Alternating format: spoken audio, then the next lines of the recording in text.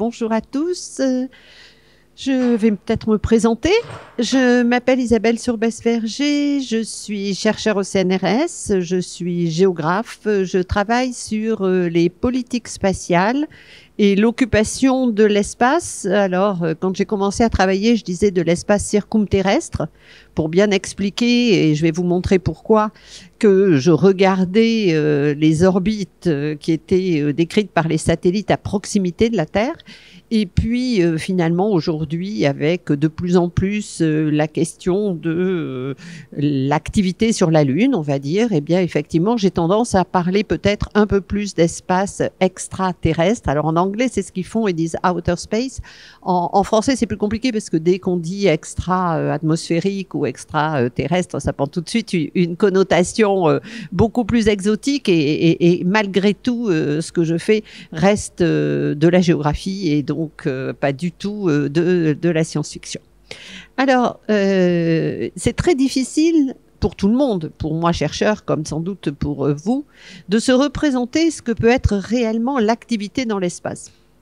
Et d'ailleurs, en réfléchissant un peu maintenant, avec sans doute un peu plus de recul et puis plus l'occasion de faire des conférences pour un public plus large, je m'aperçois qu'on a beaucoup d'expressions qui sont en réalité, c'est une métonymie quand on parle du contenant pour le contenu, je crois que ça s'appelle comme ça, qui effectivement revient à dire que quand on parle d'espace, en fait, on ne parle pas d'espace. Je parle de l'activité dans l'espace. Parce que l'espace lui-même, une fois que j'aurai décrit en quoi consiste le milieu, pour vous dire que c'est un milieu tout à fait hostile à l'homme, parce que il y a des radiations, parce que il fait tantôt très froid, tantôt très chaud pour un satellite, selon l'endroit où il est positionné par rapport au Soleil. Une fois qu'on a dit qu'il était noir, eh ben finalement, c'est à peu près tout ce qu'on est amené à dire, puisque le reste, ce qui va nous guider dans cette mise en valeur de l'espace, ce sont des applications des lois de Kepler et la manière dont les satellites vont tourner autour de la Terre. Et donc finalement, dire qu'on travaille sur l'espace ou sur l'occupation de l'espace, ça c'est déjà plus correct, mais parler de spatial ou de monde spatial, en réalité, il faut dire que l'on parle des objets que l'homme envoie dans l'espace, voire éventuellement des hommes et des femmes qui sont dans l'espace, mais on n'est pas du tout en réalité dans une analyse pure de ce milieu. Alors, comme il est difficile de se projeter en dehors de la Terre en imaginant que c'est autre chose que la Terre, on a tendance évidemment à utiliser le vocabulaire qu'on utilise tout le temps. Et donc, on parle d'occupation de l'espace. En réalité, je ne sais pas très bien ce que signifie une occupation, dans la mesure où chaque satellite va décrire une orbite particulière, qu'une fois que le satellite aura son orbite qui sera suffisamment dégradée pour qu'il disparaisse dans l'atmosphère, ça peut prendre parfois, en fonction de l'altitude du périgée, ça peut prendre parfois 150 ou 200 ans, mais une fois que ce satellite aura disparu, eh bien, il n'y a pas de traces, il n'y a rien qui reste, il n'y a pas de route, il n'y a pas de chemin, il n'y a pas de nœud, il n'y a pas d'embranchement, etc., etc. Donc, en fait, vous êtes sur une occupation qui est quelque chose de fugace et qu'il faut peut-être imaginer comme des fils d'une pelote de laine qui s'entremêlent comme ça les uns par rapport aux autres, sauf qu'il faut l'imaginer en 3 dimensions et avec des inclinaisons très différentes et très irrégulières. Donc, les mots d'exploration, d'exploitation, d'occupation, de colonisation, que l'on entend maintenant de plus en plus souvent, eh bien ces mots-là, il faut à chaque fois penser à les décrypter dans les conditions très particulières du spatial. Et en même temps, ces mots-là et ces expressions, on en a besoin parce que c'est elles qui vont jouer un rôle particulièrement important pour aussi bien les hommes politiques qui vont voter des budgets et des financements sur finalement ce modèle que vont leur proposer les agences spatiales, essentiellement, aujourd'hui en plus les industriels. Et puis ce sont aussi les façons dont les médias vont se saisir de ces objets et vont les décliner. Je suis extrêmement étonnée de voir combien finalement dans la façon dont les journalistes vous interrogent ou nous interrogent quand il y a des événements spatiaux, ils sont finalement peu soucieux qu'on leur dise à quel point c'est différent. Ce qui les intéresse, c'est qu'on leur montre bien que dans l'espace, on projette exactement la même chose que ce qui se fait sur Terre. C'est absolument faux. Je vais prendre un exemple très concret, j'en redirai peut-être un mot tout à l'heure. Si on parle de la guerre dans l'espace, la guerre dans l'espace, c'est quelque chose qui fait fantasmer pas mal de journalistes, je dirais, et qui ont beaucoup de mal à admettre quand on leur dit qu'une guerre dans l'espace, ça ne pourrait pas se passer comme une guerre dans aucun autre milieu. Tout simplement parce que, eh bien, il n'y a pas de point haut, parce qu'il n'y a pas de bataille décisive, parce qu'il n'y a pas tout ce qui est la stratégie. Et c'est pour ça d'ailleurs, tout le monde dit il n'y a pas de stratégie spatiale qui existe. Ben non, il n'y a pas de stratégie spatiale qui existe parce que il faudrait se projeter d'une autre façon. Donc vous avez des buts de guerre qui peuvent être avoués si vous envisagez d'avoir un conflit dans l'espace. Vous pouvez avoir des moyens de mener ce conflit dans l'espace, mais finalement, la meilleure façon de faire la guerre dans l'espace, c'est surtout de la faire sans être vu, sans être pris, et en essayant d'empêcher des satellites de fonctionner, ce qui peut passer tout à fait par du brouillage électronique ou des attaques cyber, qui donc par définition laissent pas beaucoup de traces. Donc cette idée classique d'imaginer que l'activité dans l'espace se réalise comme l'activité sur Terre, c'est à mon avis une vraie constante. D'où cette idée de la nouvelle frontière qui est aujourd'hui de plus en plus utilisée, en particulier avec le développement de la nouvelle activité américaine qui est d'aller voir ce qu'on peut faire sur la Lune et d'aller imaginer qu'on va à nouveau pouvoir faire des bases, alors soit sur le modèle de l'Antarctique, soit au contraire des bases commerciales, ce qui pose un certain nombre de problèmes, mais ça sera le sujet du troisième cours, puisque donc mon cours a été décliné en 3 séances. Alors, si je reviens un petit peu sur cette occupation proche, puisque c'est le sujet d'aujourd'hui, je dirais que en réalité, ça fait pas si longtemps que ça que l'homme a une activité dans l'espace. L'homme a quitté la Terre depuis 65 ans. Alors, l'homme n'a pas quitté directement la Terre lui-même il y a 65 ans. Il a fallu attendre Gagarine en 1961.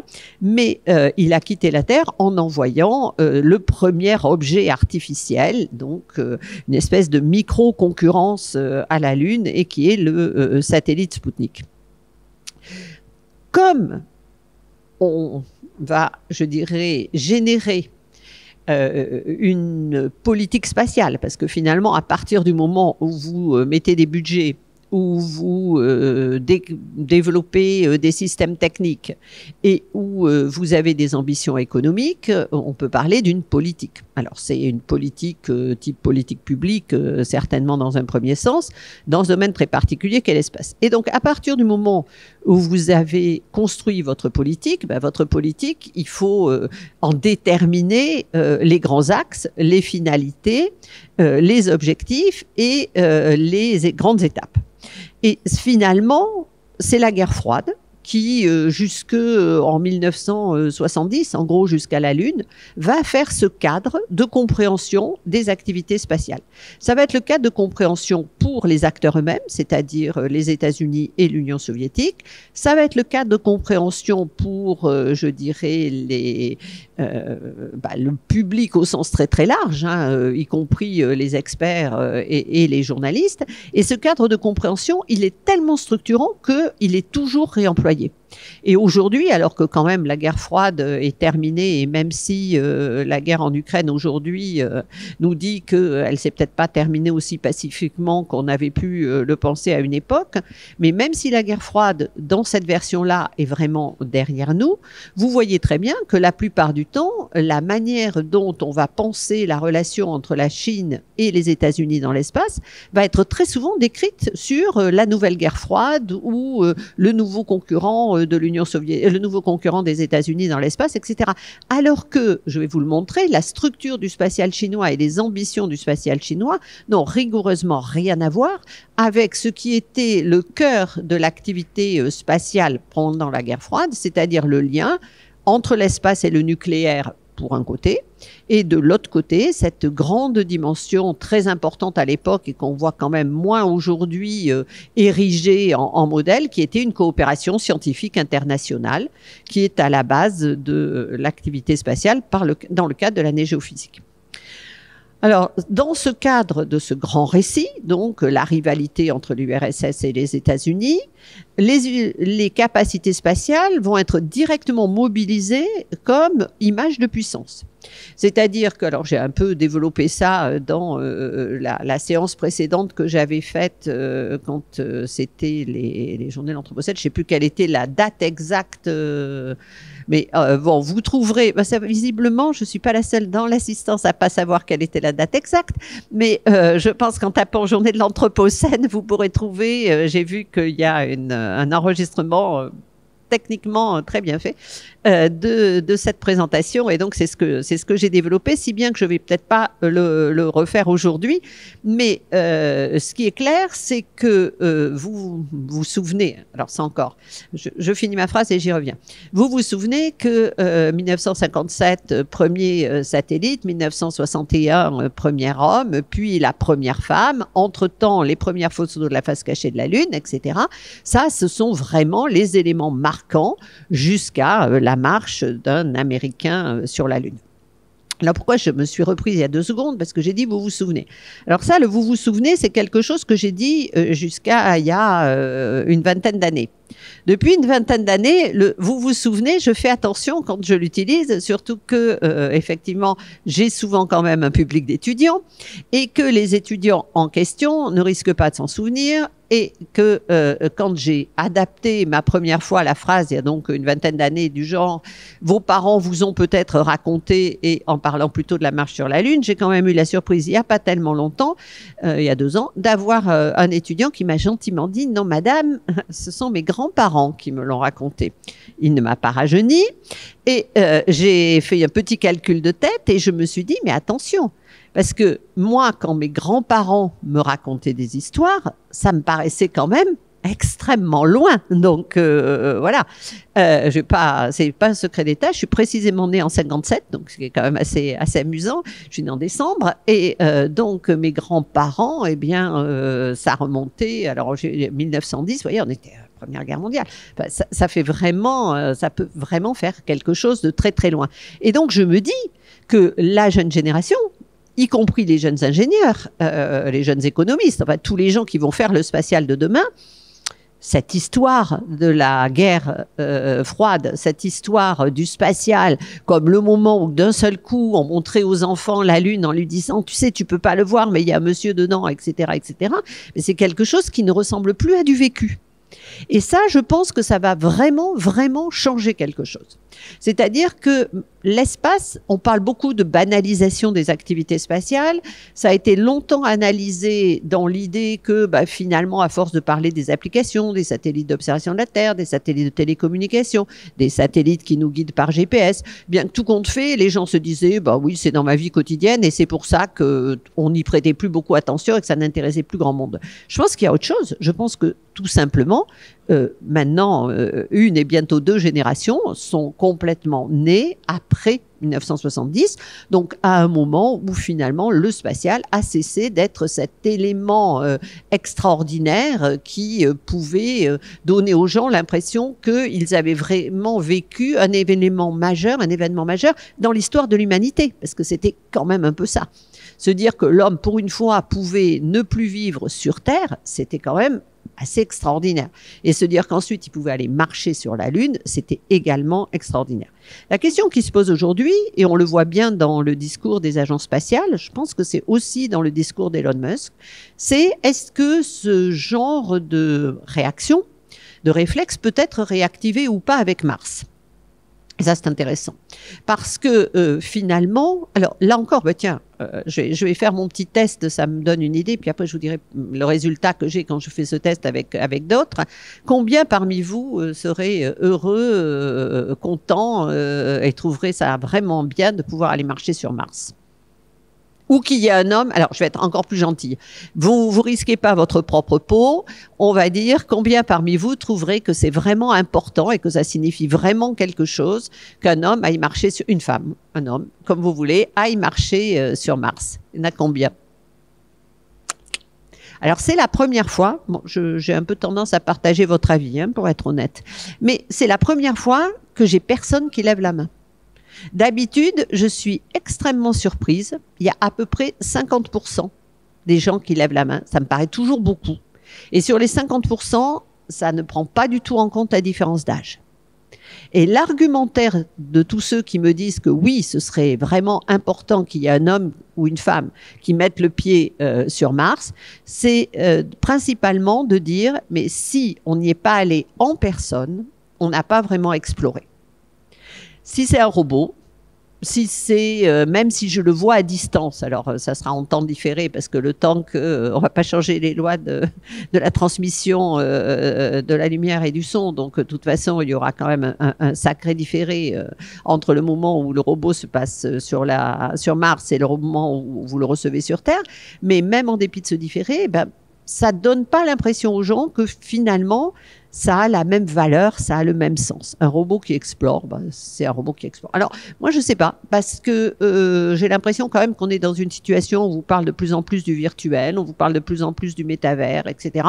Donc, est-ce que tout compte fait, cette idée du robot qui explore, on va pas, dans 10 ans, en avoir une toute autre perception? Et peut-être qu'on est à un moment charnière et que, effectivement, on va voir un renouveau de l'intérêt pour des robots. On peut déjà peut-être avoir une petite expérience, on va s'en rendre compte bientôt, au mois d'avril, puisque il y a un robot japonais qui est en ce moment en route vers la Lune. Je ne sais pas si vous en avez entendu parler, qui a été envoyé par SpaceX et donc le fameux Elon Musk. Que ce robot japonais, c'est assez intéressant parce que théoriquement, c'est la première tentative des Japonais de se poser sur la Lune. Ils ont déjà été autour de la Lune, ils ont déjà projeté un objet sur la Lune, mais de se poser et de faire rouler le robot, c'est la première fois qu'ils essaient. Mais si le robot se pose correctement, théoriquement, il va ensuite lui-même s'ouvrir et délivrer une petite sonde qui est une sonde émirati. Donc on va avoir les Émirats arabes unis embarqués par les Japonais pour aller sur la Lune dans un vaisseau d'un privé américain. Je pense que je vous fais en avant-première, mais à mon avis, on risque d'avoir quelques titres parce que c'est quand même assez drôle. Et à la japonaise, ce robot, il est assez personnalisé. D'après ce que je lis de la manière dont la JAXA, l'agence spatiale japonaise, a conduit sa communication, il y a eu le choix du robot par un très grand nombre de Japonais, le choix du nom du robot par un très grand nombre de Japonais. Il y a toute une histoire qui se crée autour du robot. Le robot, apparemment, aura un blog et que sais-je encore. Enfin bon, donc je sais pas exactement ce que ça va donner, mais ça peut être une première piste sur ce qui pourrait éventuellement ensuite se faire sur Mars. Alors, faisant moins rêver, je dirais, il y a le troisième volet de ma planche qui est l'espace, nouveau champ de bataille. Alors ça, c'est un argumentaire que je trouve assez étonnant, qui est de dire, mais qui est quand même très très répandu aujourd'hui, au point que il figure même dans les documents de politique française, la stratégie spatiale française en particulier. Et cet argumentaire, c'est de dire, il n'y a aucun endroit, aucun espace, aucun milieu où quand l'homme finalement a commencé à y implanter des activités, eh bien, inévitablement, au bout d'un certain temps, il y a eu concurrence, il y a eu compétition et il y a eu guerre. Et donc, comme dans l'espace, il y a de plus en plus d'activités, il y a de plus en plus de satellites, il y a de plus en plus de concurrence et il y en aura de plus en plus, il y aura forcément guerre. L'argument supplémentaire, c'est de dire, on compte de plus en plus sur les satellites dans notre vie quotidienne, mais aussi dans nos activités économiques et même pour faire la guerre, dans le cadre, là pour le coup, pour faire la guerre sur Terre, on a beaucoup une infrastructure spatiale qui est fortement mobilisée, en particulier par les États-Unis. Et donc, si on veut les affaiblir, eh bien effectivement, il faut affaiblir leur infrastructure spatiale. Et donc, là encore, il y aura guerre. Et moi, je suis d'un tempérament optimiste, c'est vrai, mais d'une certaine manière, je pense que, et là c'est peut-être en tant que géographe que j'y suis sensible aussi, je pense que la spécificité de ce milieu, qui fait que les activités ne pourront pas se conduire comme sur aucun autre milieu, même dans les milieux sous-marins, où vous avez quand même un sous-marin qui est en train de courser un autre sous-marin, etc. Dans le milieu spatial, ça ne peut pas se passer comme ça. Un satellite qui fait la course avec un autre satellite, un satellite qui essaie de rattraper un satellite, ben d'abord, il se voit. C'est-à-dire que depuis le sol, vous le voyez, quand vous avez un système de suivi. Alors, on est d'accord, pour l'instant, seuls les États-Unis ont un système de surveillance spatiale très développé, mais la Russie en a un en moins bonne forme, et l'Europe et la Chine sont en train d'en développer un. Le Japon a un moyen complémentaire. Donc, il y a de plus en plus de gens qui vont avoir ce système de surveillance de l'espace. Donc, un satellite, déjà, vous le voyez arriver. L'intérêt du sous-marin, c'est qu'il est furtif. Bon, je ne parle même pas des bateaux et des avions, où là, effectivement, on voit bien. Mais si on prend un milieu qui est un milieu difficile d'accès, dans lequel on n'a jamais vraiment livré de guerre parce qu'il n'y a pas beaucoup d'objets, etc., il vaut mieux prendre le milieu sous-marin. Bon, et par ailleurs, tout le monde vous dira qu'il vaut mieux penser les satellites, contrairement à ce que vous pensez, pas par rapport aux avions, mais plutôt par rapport aux bateaux. Bon, on ne va pas rentrer là-dedans. Mais en tout cas, il est clair que votre satellite, vous le voyez arriver, et que surtout, il met très longtemps pour arriver. Parce que pour qu'un satellite s'approche d'un autre satellite, il faut circulariser l'orbite de manière à ce qu'elle soit. Les satellites vont très vite, ils ont des orbites bien particulières. Et soit, alors vous voulez vraiment détruire l'autre satellite et là vous l'impactez en direct, mais enfin ça fait des dégâts, ça se remarque, et puis ça vous attire des petits ennuis sur Terre quand même. Donc bon, c'est peut-être pas la méthode la plus simple. Mais si vous voulez vous approcher pour l'espionner ou éventuellement l'empêcher d'être utilisé par son légitime propriétaire, ben, à ce moment-là, ça vous prend au minimum plusieurs heures, voire plusieurs jours. Toutes les procédures de rendez-vous aujourd'hui sont toujours des procédures extrêmement longues. Donc à partir de là, ça va être vraiment une autre guerre. Si c'est une guerre, ça va être vraiment une autre guerre. Et moi, je pense que la plus grosse menace, je ne mets malheureusement pas en doute l'idée que l'homme, une fois qu'il tient un milieu et qu'il a le moyen d'en emporter une supériorité, peut effectivement être tenté d'empêcher les autres de profiter des mêmes avantages que lui. Ça, malheureusement, j'ai pas beaucoup de doutes. Mais je pense que dans l'espace, on peut encore espérer et imaginer que les inconvénients seront supérieurs aux avantages de mener une guerre de ce type-là, et que donc peut-être on aura juste, ça sera déjà beaucoup, mais malheureusement, comment l'éviter? On risque juste de devoir faire face à des menaces de type menace cyber en particulier, et de la même façon qu'on voit bien le cyber attaquer sur Terre, eh bien le cyber pourra toujours attaquer pas forcément directement le satellite, mais en tout cas les stations sol. Et à partir des stations sol, effectivement, tenter de gangréner un système. Et là, pour le coup, ça peut devenir très compliqué.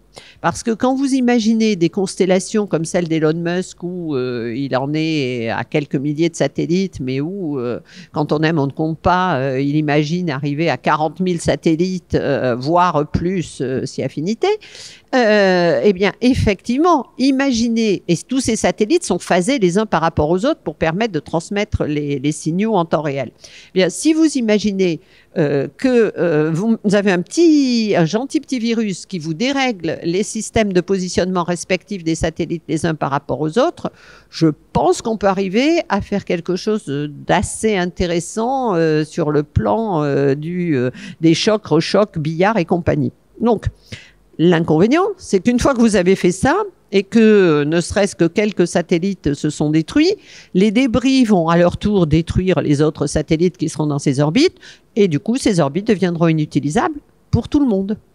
Ce qui est quand même un petit problème, parce que ça veut dire que celui qui se livre à ce genre d'activité renonce lui-même plus tard à utiliser ces orbites. Et là, on peut aussi espérer que l'interdépendance puisse être un frein à certaines idées, on va dire, belliqueuses.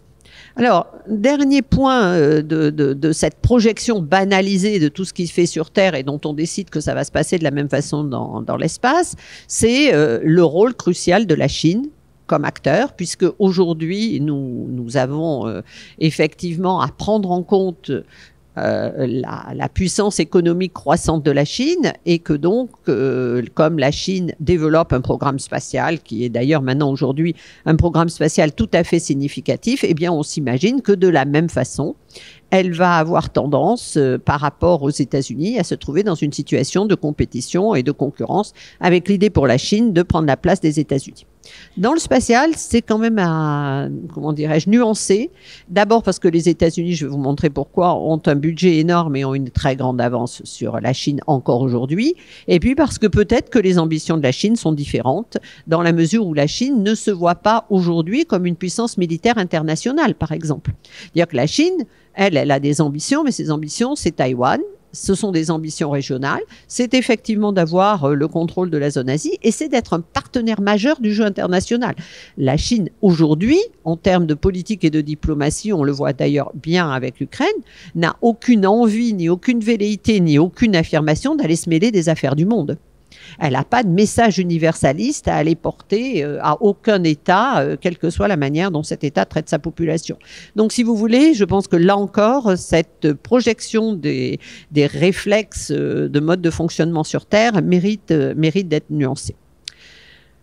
Deuxième point important, l'homme a quitté la Terre, c'est très bien, et du coup, l'homme a regardé la Terre.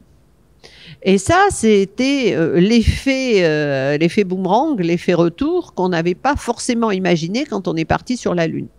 La première chose qui a été vue et notée, si vous voulez, c'est sur cette première image, qui est l'image là que vous avez ici d'Apollo 8 en décembre 1968, hein, qui est l'image d'époque bien en noir et blanc avec une résolution qui est celle qu'on pouvait avoir et une transmission des données qui était aussi celle qu'on pouvait avoir.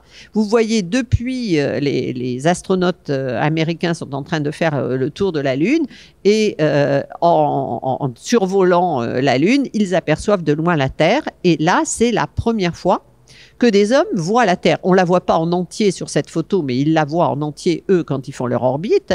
Et c'est la première fois qu'on voit la Terre de loin et qu'on se rend compte de ce qu'est la Terre, petit point. Alors, voyez l'image d'après, où là, c'est Hayabusa, donc c'est un satellite, c'est une sonde, pardon, japonaise, qui, elle, est en 2004, donc presque 34 ans après, presque 40 ans après.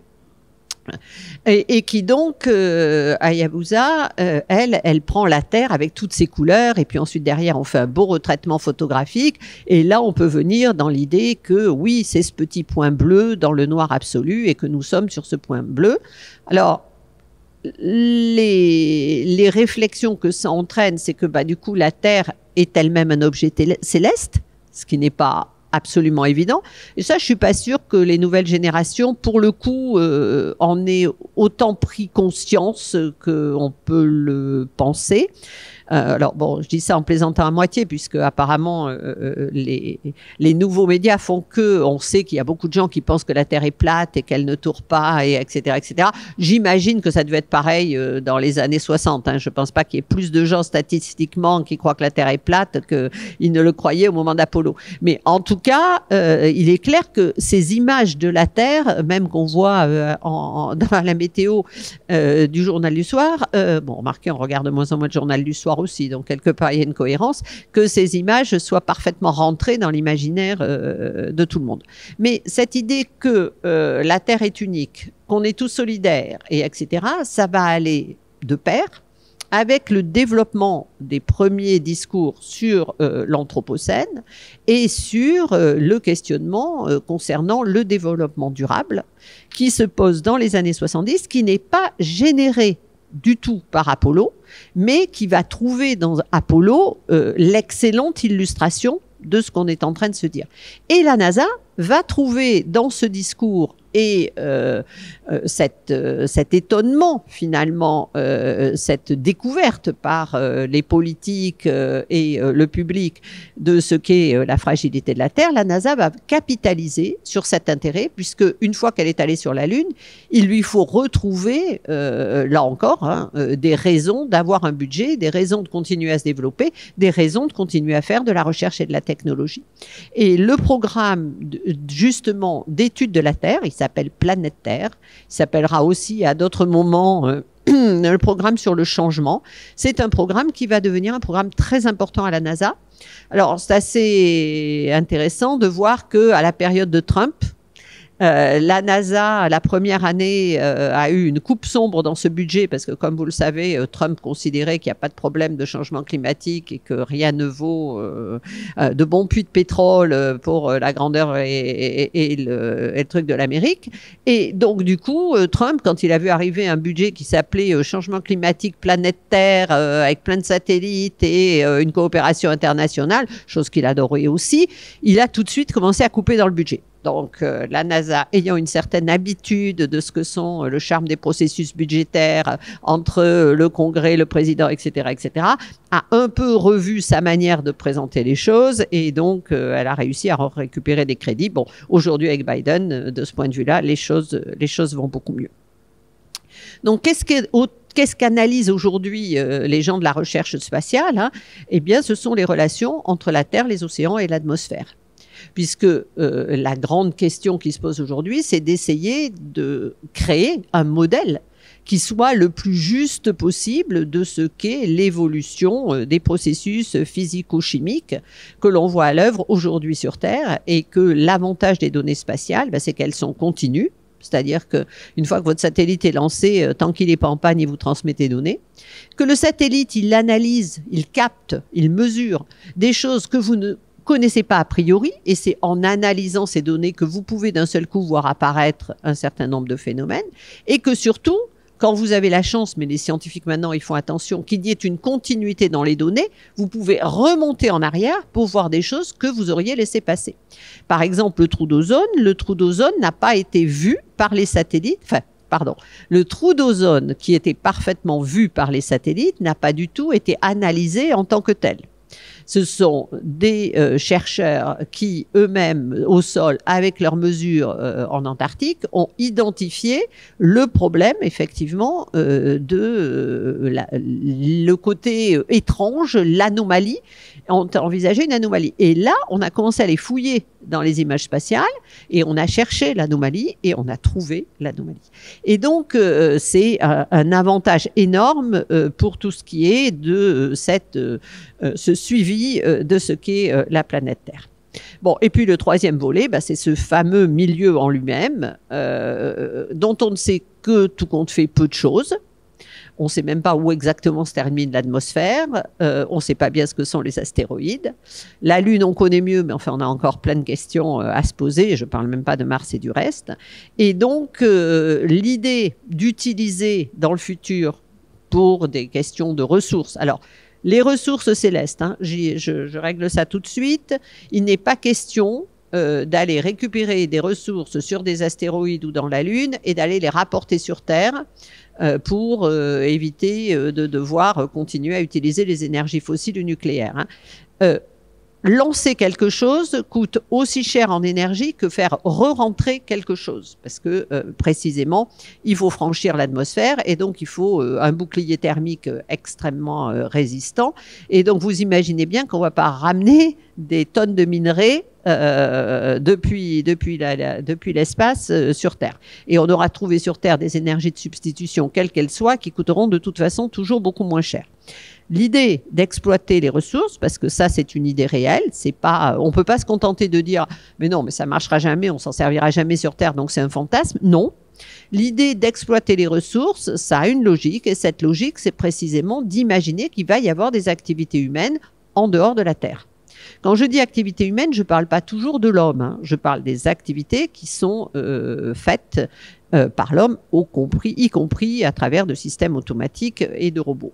Mais si on veut continuer à explorer, par exemple, c'est le gros argument de on va sur la Lune pour aller sur Mars derrière. Ou si on veut mettre en orbite des systèmes qui soient exploitables, réutilisables avec du refueling, c'est-à-dire qu'au lieu de à chaque fois devoir utiliser un lanceur pour mettre un satellite, on imagine que finalement pourrait y avoir des systèmes qui se baladeraient entre satellites, qui les répareraient, etc., etc. Alors c'est un peu futuriste, mais c'est vraiment à ça que pensent réellement les agences spatiales. Hein. Vous avez des missions précurseurs là-dessus qui sont en train de se mettre en place. Et donc, si on imagine effectivement tout ça, Ça n'a de sens que si vous réussissez à ne pas devoir tout emporter depuis la Terre. Donc, il faut que vous imaginiez des imprimantes 3D qui fonctionnent dans l'espace sur une base, etc., etc. Et puis, ces imprimantes 3D, elles fonctionneront pas à partir de rien. Et donc, il faut aussi des matériaux. Et bon. Et le nec plus ultra, évidemment, c'est d'imaginer que sur la Lune, on arrive à recréer de l'eau, de l'oxygène, etc., etc., pour permettre à des gens, même s'ils vivent dans une bulle ou dans une station, pour leur permettre d'être le plus autosuffisant possible par rapport à la Terre, parce qu'on ne dira quand même jamais assez que l'homme est fait pour vivre sur Terre et pas hors de la Terre. Donc, aujourd'hui, ce sont, je dirais, les trois grands volets. Alors, bon, ça, c'était juste après avoir beaucoup parlé pour vous mettre quelques petites images quand même. Donc, ceux qui n'ont pas connu les très jeunes, il n'y a pas de raison qu'on les prive des belles photos d'époque. Et puis, ceux qui en ont des souvenirs, c'est sympa aussi. Donc, le soviétique a ouvert pour l'homme l'ère du cosmos. Bon, alors, c'est très intéressant de lire un peu les différents journaux de l'époque. Donc, vous avez tous les styles. Vous avez effectivement l'homme vient de quitter sa terre, c'est fabuleux. Vous avez, on a un soviétique dans l'espace et pourquoi il n'est pas américain. Vous avez, enfin bon, c'est très très intéressant. Puis quelque chose que je rappelle de temps en temps et je l'ai rappelé la dernière fois, c'est pour la photo d'à côté où on voit un astronaute. Alors, difficile de dire lequel c'est exactement et j'ai pas pris la légende, donc je ne sais pas. Mais à côté du beau drapeau américain, il est plus du tout dans cet état, hein, le drapeau américain. Ça vieillit très très mal sur la Lune. Il y a plein de choses pas sympas. Et puis alors cette fameuse bonne idée qu'avaient eu les ingénieurs de la NASA de casser un peu le truc du drapeau pour qu'il ait l'air de flotter. Excellente idée qui vaut à tous les gens d'expliquer que justement c'est pas vrai. Il peut pas y avoir un drapeau qui ait cette allure-là parce que évidemment il n'y a pas de vent sur la Lune. C'est marrant, mais tant qu'à faire un trucage, les gars de la NASA ils n'y avaient pas pensé à ça. Donc bon, bref. Donc bien évidemment que tout le monde savait qu'il n'y avait pas de vent sur la Lune et que c'est une manière de représenter les choses précisément. C'est cette idée qu'avait la NASA d'essayer de s'approprier, d'aider les gens à se projeter. Donc bon, effet pervers.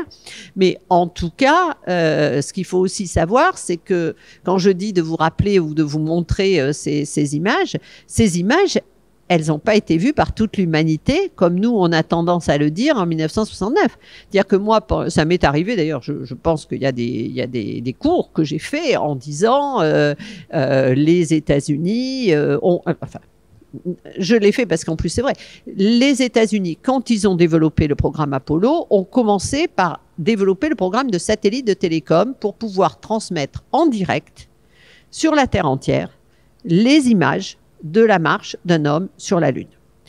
Donc, c'est une des premières questions de Kennedy, c'est comment ça va marcher, et c'est la création de l'organisation Intelsat, et c'est derrière les premiers satellites télécom géostationnaires qui du coup vont avoir un boost budgétaire parce que comme ils sont fixes par rapport à la Terre, c'est beaucoup plus pratique pour transmettre les images que les satellites à défilement qu'on savait faire à l'époque. Mais il y a des tas de pays où il n'y a juste pas de télévision. Ça a l'air de rien, mais en Chine, en 1968, ils sont en pleine révolution culturelle. Ils sont sûrement pas en train de regarder à la télé les Américains qui marchent sur la Lune. Les Soviétiques ont vu à la télévision les Américains qui marchaient sur la Lune. Et ça, les Soviétiques n'ont pas du tout fait l'impasse. Alors, ils ont tenu tout un discours comme quoi eux ne gaspillaient pas l'argent en allant faire des trucs qui servaient à rien et que eux faisaient des stations qui allaient servir à quelque chose. Bon, d'une certaine façon, on est toujours à faire des stations, on marche plus sur la Lune, donc ils n'avaient pas complètement tort. Mais surtout, les budgets n'étaient pas les mêmes, les risques n'étaient pas les mêmes. Et dans, je dirais, une perspective d'utilisation à long terme, la station, c'était plus intelligent que d'aller marcher sur la Lune. On l'a bien vu puisqu'on n'a pas fait marcher tellement de monde sur la Lune et qu'on s'est très vite arrêté et qu'on a annulé les 3 dernières missions parce que ça coûtait trop cher. Donc, effectivement. Mais ce qui est important, c'est que probablement ni en Asie, ni en Afrique, ni en Amérique latine peut-être même, on a eu cette image incarnée dans les imaginaires. Si bien que, à mon sens, quand un Chinois va marcher sur la Lune, puisqu'on n'a pas encore de décision officielle, mais c'est quand même dans les cartons, puisque le jour où un Chinois va marcher sur la Lune, eh bien, effectivement, pour les Chinois, ça sera la première fois qu'ils verront un homme sur la Lune de fait. C'est pas, voilà, ce qui va nous changer, nous, très, très honnêtement. Et en plus, alors là, ça encore, ça va être intéressant parce que si on met en parallèle, je pense que les médias occidentaux le feront, si on met en parallèle, nous, notre vision de la marche de Aldrin et Collins sur la Lune, ça va faire très vintage, hein, parce que si vous allez regarder sur YouTube, la qualité du balayage, etc., forcément, ça va pas être la qualité des trucs chinois dans quelques années. Bon, ceci dit, les Chinois, s'ils le font, ne pensent pas le faire avant 2030 au mieux. Donc c'est bien pour moi, il y a encore quelques jeunes qui auront le temps de voir un truc nouveau avant que ça se produise. Bon. Voilà. Donc, et puis, bon, ce que je voulais montrer aussi sur ces images, je trouve ça intéressant, c'est là, vous voyez, c'est le Lunokhod qui est le premier vaisseau totalement automatique qui est allé se balader sur la Lune et qui a ramené des échantillons, ce vaisseau soviétique qui, en 1970, ramène des quelques centaines de grammes de la Lune, ce qui est quand même un bel exploit technique à l'époque. Et en dessous, vous avez le nec plus ultra, vous dit-on, de la technique et les fameux concurrents chinois qui vont manger, voyez un peu la différence de... Moi, je ne sais pas, mais quand je montre le premier, la Panjad, là, qui est sur la Lune, on est quand même d'accord que ça ressemble plus en termes général au Lunokhod que ça ne représente le sojourneur américain qui, lui, en plus, est sur Mars. Donc, on n'est quand même pas tout à fait dans les mêmes technos. Bon, ceci dit, les Chinois sont aussi sur Mars, et même s'ils font des choses moins sophistiquées, effectivement, on peut faire beaucoup de choses avec des systèmes moins sophistiqués. Exemple, le Lunokhod qui a quand même ramené ces centaines de grammes. Et puis, ici, c'était pour montrer cette espèce de banalisation du spatial. Et donc, je crois que c'est bien Thomas Pesquet. Ah oui, avec la lumière qu'il y a, vous ne pouvez pas voir. Donc, j'ai le plaisir de vous dire que vous avez bien Thomas Pesquet qui joue au Père Noël à bord de la station spatiale. Et là, pour le coup, je trouve ça assez incroyable qu'on ait vraiment ce besoin de mettre en scène des gens dans l'espace pour montrer qu'ils font comme nous des trucs super. Il manque les cotillons parce que les cotillons, une fois que ça vole, pour les récupérer, c'est pas vraiment pratique. Donc, et même la bulle de champagne, si on se rappelle Tintin, ça doit être assez difficile aussi. Mais bon, ils font ce qu'ils peuvent. Et puis ici, alors là, c'est un autre, voilà, moi je suis pas du tout spécialiste du visuel et des images, mais je pense que quelqu'un qui a des compétences dans le domaine doit pouvoir se régaler. Ça, c'est le premier astronaute taïkonaute chinois. Et donc là, vous êtes quand même dans une toute autre représentation iconique et on voit bien un petit peu la différence entre le côté familier ou le côté précisément exceptionnel. Puis entre les deux, je le montre quand même parce que c'est sympa. C'est la sonde Mangalyaan qui est une sonde indienne et qui, en fait, va faire une orbite très, très compliquée parce qu'elle est lancée par un petit lanceur. Enfin, c'est une orbite compliquée. C'est-à-dire qu'elle va utiliser les attractions différentes des planètes pour pouvoir réussir à se rapprocher de Mars. Donc, elle va mettre très longtemps pour y arriver. Elle va arriver autour de Mars, elle va tourner autour de Mars et c'est la grande fierté de l'Inde parce qu'elle est la première puissance asiatique à être capable de mettre un satellite autour de Mars. Et ce qu'il faut savoir, c'est que l'Inde a décidé cette mission après que la couverture médiatique de sa mission lunaire, qui était une belle mission en coopération internationale, n'a absolument pas eu le succès international escompté, puisque un mois plus tard ou plus tôt, je ne sais plus, les Chinois faisaient leur mission et qu'on a tous braqué les projecteurs sur la mission chinoise en disant que c'était incroyable de voir les Chinois autour de la Lune, etc., etc. Ça a été très mal vécu au niveau de l'agence spatiale indienne et d'une manière générale au niveau de la fierté politique. Et donc, ils ont décidé de faire cette mission vers Mars, mais de faire cette mission vers Mars à bas coût. Parce que je vais en reparler un tout petit peu quand je vais faire les éléments de politique spatiale, l'Inde a très peu de budget. Et donc, ils ont beaucoup communiqué sur le fait que cette mission coûtait le prix du film Gravity, Et que donc, on pouvait dispenser son argent en faisant un film Gravity, ou on pouvait envoyer quelque chose, faire des images autour de Mars. Alors bon, accessoirement, il me semble que Gravity a rapporté un peu d'argent aux producteurs. Je ne sais pas ce que Mars a rapporté aux Indiens. Mais en termes de science et de prestige, ça a quand même rapporté beaucoup. Là, en fait, c'est les Chinois, pardon, je vais y arriver, les Européens et les Japonais qui, eux, font autre chose, c'est-à-dire qu'ils apprennent à se poser sur une comète et un astéroïde. Bon, ça, je passe rapidement, mais c'était juste pour le plaisir. Hein. Parler de géographie, quand on ne parle pas de la Terre, ça paraît parfois bizarre. Donc, je sors avec plaisir devant certains de mes collègues cette jolie citation de Jean Gottman. Je ne sais pas si vous pouvez la lire. Oui, si je me sors de devant l'écran, vous pouvez certainement la lire. Et ce qui est très intéressant, c'est qu'effectivement, il y a cette idée que finalement l'homme passe de milieu en milieu, que la géographie, c'est à partir du moment où l'homme est capable de maîtriser un milieu. Et là, je citais cette phrase, enfin ce paragraphe écrit par Gottman en 1951, donc avant le lancement de Spoutnik, parce que finalement, ce qui l'intéresse, c'est la Lune ou les autres planètes. Et que l'occupation du milieu lui-même, les satellites, ça en revanche, ça ne fait pas du tout partie de sa phrase. Donc si je suis un petit peu malhonnête intellectuellement, je ne commande pas ça et je dis juste, voyez, ce que je fais, ben, finalement, j'ai pris un peu de retard, mais c'est ce que Jean Gottman annonçait qu'il fallait faire en 1951. Si je le lis bien, on se rend compte qu'en réalité, ce n'est pas du tout aux satellites qui pensent. Ils pensent vraiment à la manière dont on ira sur la Lune. Et s'ils pensent aux satellites, c'est juste en tant que transport et que vaisseau. Et de la même façon, quand vous regardez, pas beaucoup de philosophes et pas beaucoup de gens se sont intéressés à cette question justement du spatial dans les années 50. Ça, c'est très curieux, y compris dans les années 60. Mais il y a Hannah Arendt qui parle de l'espace dans la condition de l'homme moderne, et c'est pareil. En fait, elle ne dit rien de l'espace. Elle dit juste que ça va changer quelque chose sur la façon dont l'homme va devoir se percevoir et sa propre condition. Mais en réalité, déjà à cette époque, on a beaucoup de mal à penser cette dimension. Et pour être très honnête, je disais ça justement la semaine dernière dans un séminaire, quand je réfléchis à moi qui ai travaillé sur justement cette occupation, présence dans l'espace depuis 1957, quand je réfléchis à qu'est-ce que je peux dire d'un point de vue de la géographie, d'un point de vue de fond, qu'est-ce que j'ai comme discours à tenir, ben en fait, je ne sais pas trop, en réalité. Qu'est-ce que ça change vraiment? Parce que finalement, la manière dont je l'utilise, ben, c'est comme je ferais d'un autre milieu.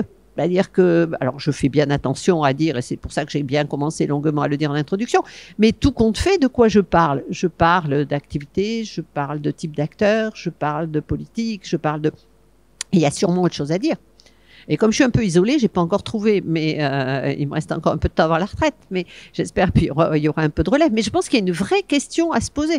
C'est-à-dire, qu'est-ce que nous dit en tant que géographe cette occupation de ce milieu qui est si différent? Est-ce que vraiment on ne le pense qu'avec nos outils classiques? Je ne suis pas certaine. Mais après, il n'y a pas tant d'activité que ça non plus dans ce milieu. Donc c'est difficile. Vous n'allez pas faire des analyses à la cristallaire sur les rapports d'équilibre entre tel truc et tel autre. Vous allez, il y a une vraie difficulté. Et puis il y a un autre problème, ça c'est un ouvrage qui était donc celui L'espace nouveau territoire, qui est un petit peu, je dirais, par où toute cette aventure de la géographie de l'espace a commencé, avec le sous-titre qui est à bien retenir, Atlas des satellites et des politiques spatiales. Alors un atlas des satellites, vous m'avouerez que c'est pas banal, mais c'est pas grave. Ce qui est grave, c'est le titre que nous a imposé l'éditeur et qui s'appelle L'espace nouveau territoire. Parce que s'il y a bien une chose que l'espace n'est pas, c'est bien un territoire. Malheureusement. Mais bon, on ne choisit pas toujours et le titre, ça fait partie des prérogatives de l'éditeur. Bon, au passage, c'est surtout moi que ça gêne. Je pense que ça ne gêne pas tant que ça le lecteur, mais c'est vrai que cette idée, là encore, qu'il faut évoquer la notion du territoire, alors qu'il n'y a pas d'appropriation, alors qu'il n'y a pas de puissance publique, alors qu'il n'y a pas de souveraineté, alors qu'il n'y a même pas de population, j'avoue que ça me rend toujours un peu perplexe. Et puis à côté, vous avez reconnu Le Petit Prince quand même, avec le cartographe, parce que je trouve que c'est et nos fameux instruments et la question. Mais ceci dit, je l'ai mise pour plusieurs raisons, mais il y a une des raisons qui est que, je ne sais pas si vous vous souvenez du Petit Prince, mais à un moment, le géographe dit que le cartographe dit que le problème, c'est quand même d'être sûr de la mentalité des explorateurs, de la moralité des explorateurs. Parce que si l'explorateur, il a bu, il voit 2 montagnes là où il n'y en a qu'une, et bon, c'est compliqué, après on met 2 montagnes, et puis on se retrouve avec des erreurs, etc. etc. Mais en réalité, c'est une vraie question pour les instruments qui sont à bord des satellites. C'est-à-dire qu'en fait, un instrument, c'est jamais neutre. Vous avez choisi de demander à cet instrument de mesurer telle ou telle chose. Vous l'avez choisi de le faire mesurer dans telle et telle bande de données, de telle et telle façon, etc., etc. Et puis surtout, comme dans toute expérimentation, il y a un moment, vous décidez qu'il y a des données qui ne vous intéressent pas, que vous ne comprenez pas, et vous les mettez à la poubelle. Et si ça tombe dans les données que vous mettez à la poubelle, il y a quelque chose de très intéressant, sauf que vous n'avez pas l'habitude et vous ne savez pas le voir. Et donc, du coup, d'une certaine façon, c'est amusant cette histoire de la moralité des explorateurs, parce que on peut quand même dire que cette question, elle se pose et de manière beaucoup moins amusante qu'on pourrait y penser au premier abord. Bon, alors ça, c'était quand même la Terre vue de la sonde lunaire chinoise, Chang'e 5.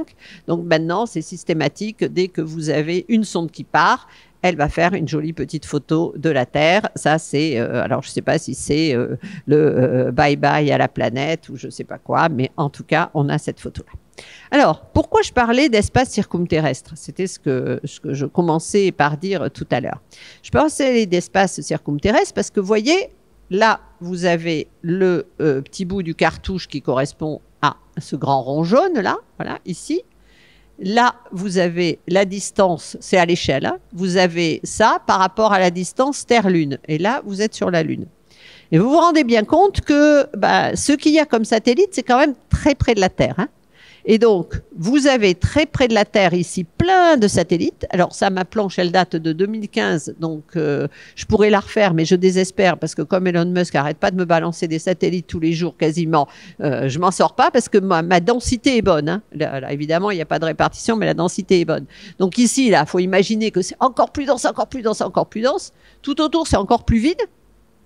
Et puis ici, vous avez l'orbite géostationnaire, celle qui tourne à la même vitesse angulaire que la Terre. Donc, en fait, tout le monde reste en face. Et là, vous avez effectivement quelques centaines de satellites en orbite géostationnaire à 36 000 km d'altitude. Et donc, vous voyez, on reste quand même très, très, très près de la Terre. Et la grande originalité, c'est ça que je vais essayer de travailler pour la prochaine séance du mois de mars, c'est justement de savoir si quelque chose va vraiment se développer dans l'entre-deux. Parce que les Américains, ils nous parlent du système Terre-Lune et ils postulent que effectivement une activité va se développer parce qu'il y aura un point fixe et qu'il y aura des échanges.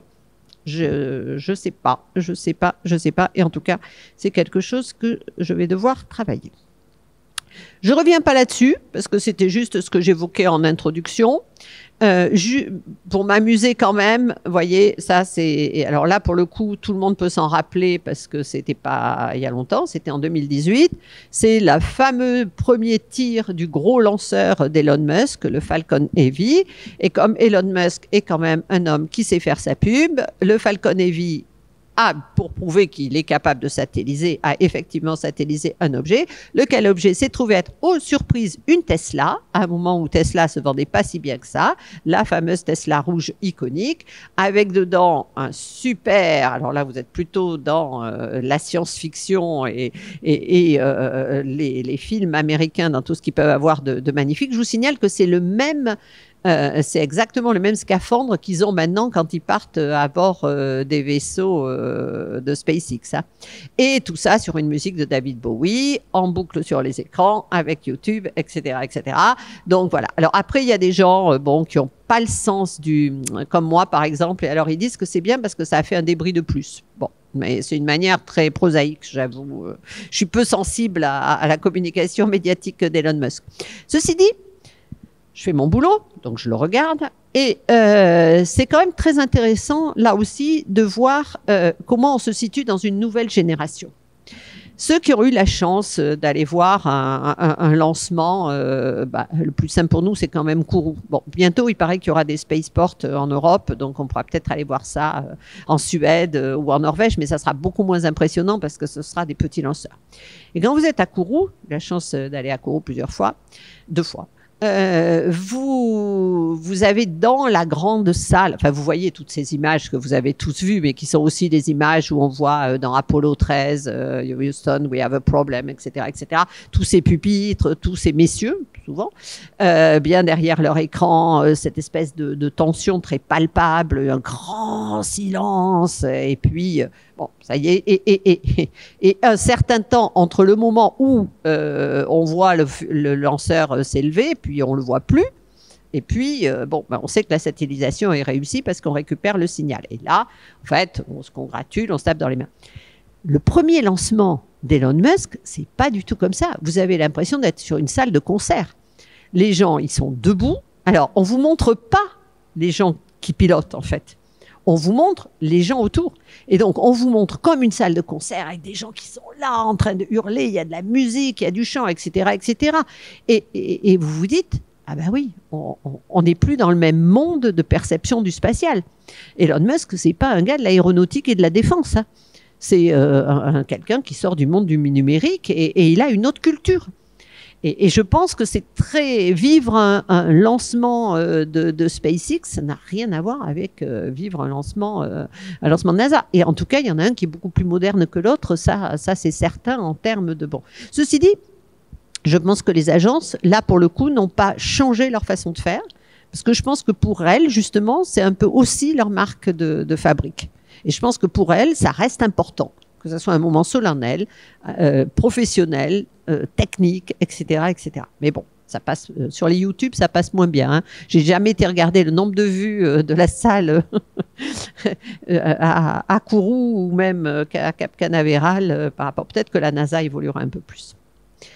Alors, j'ai terminé en disant, parce que c'est un peu pour voilà. Là ici, vous avez donc Elon Musk avec toute sa communication, sur ça et sur le reste. Puis vous avez un autre truc dont vous n'avez peut-être pas entendu parler. Je ne sais plus si j'en ai parlé la dernière fois quand j'étais... Non, vous n'avez pas parlé. Qui est, alors ça, tout à fait autre chose. C'est la nation spatiale. La nation spatiale, vous pouvez tous vous inscrire. Je ne vous dis pas que je vous incite vivement à le faire en sortant de la salle, mais en tout cas, vous pouvez aller regarder le site. C'est une idée, elle s'appelle Asgardia. Il y a une bande dessinée d'ailleurs avec le même titre. Et c'est une idée d'origine russe. Et même le fondateur est plutôt soviétique, je dirais-je encore, y compris dans sa manière d'être et de communiquer, qu'il n'est véritablement russe. Un monsieur qui a travaillé dans l'industrie des missiles. Alors, en Union soviétique et en Russie, les missiles et les lanceurs, c'était à peu près la même industrie. Et ce monsieur, il porte, je dirais, toute une série des thématiques qu'on a quand même un peu occultées de l'Union soviétique de l'époque, c'est-à-dire l'idée que dans l'espace, ça sera la paix. Alors, évidemment, on va tous dire c'est de l'idéologie, c'est de la propagande. Oui, bien sûr, il y a toujours de l'idéologie et de la propagande, mais vous pouvez choisir tel ou tel thème. Et les thèmes qui ont été choisis par les soviétiques à cette époque, c'était cela. Et d'ailleurs, la première grande station qui a duré quand même un certain temps avant la station spatiale internationale, elle s'appelle Mir. Mir, c'est le village, c'est le monde, c'est la paix. Donc, il y a cette idée qui est dans l'espace, on doit générer autre chose précisément que les rivalités qu'on a sur Terre. Et son concept, c'est que tout compte fait pour avoir une nation spatiale, et il a même demandé aux Nations Unies de la reconnaître, il suffit d'avoir un territoire, un gouvernement, une population. Alors comment on fait dans l'espace? On prend un satellite, on fait une convention, ils font même un hymne national. Pour ceux qui aiment la musique, je vous recommande vivement d'écouter l'hymne national d'Asgardia. Ça vaut la peine. Et ils ont une population en ce sens que chacun peut inscrire son nom sur une microplaquette qui sera embarquée à bord du vaisseau et qui va tourner autour de la Terre. Et donc, il y a une nation spatiale qui existe dans... Bon. Je trouve l'idée est plutôt sympathique, je trouve. Et d'ailleurs, c'est très drôle parce que quand elle est apparue, il y a maintenant une petite dizaine d'années, il y a plein de collègues, y compris juristes, qui se sont inscrits parce que justement, ils trouvaient cette idée de la nation spatiale séduisante. Vous choisissez votre nationalité. Et pour choisir votre nationalité, alors ce n'est pas une nationalité, mais vous choisissez vos différences culturelles, et donc ça se fait en choisissant la langue. Et aux grandes dames,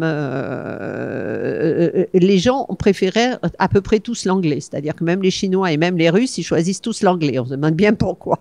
Si vous êtes dans un endroit où vous voulez communiquer, c'est quand même plus pratique. Donc, il y a 80% de la population qui a choisi l'anglais. Vous avez donc une constitution.